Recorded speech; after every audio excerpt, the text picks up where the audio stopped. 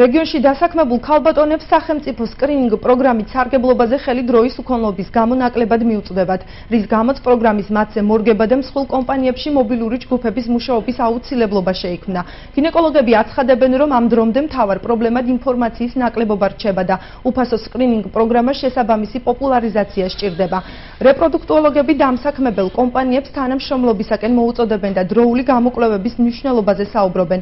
მათი განცხადებით, დროული დიაგნოსტირების შემთხვევაში დაავადების დამარცხების შანსი ბევრად უფრო დიდია, ვიდრე დაგვიანებით მიმართვისას.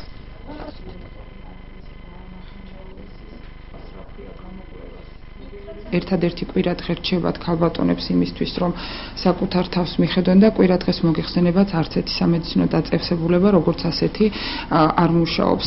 ამდენად ჩვენი მობილური ჯგუფებით თავდაპირველად ხვდებით ამ ფაბრიკების წარმომადგენლებს დირექციას ხვდებით, ვთხოვთ, რომ გამოგვიყონ კვირაში რამოდენიმე დღე, რომ მოხდეს ქალების ადგილზე გამოკვლევა, ადრეულ ეტაპზე ნებისმიერი დაავადების დამარცხება. ყოველ შემთხვევაში მე რა გამოცდილებაც მივიღე სკრინინგიდან, მივხვდი, რომ საკმაოდ დიდი არის.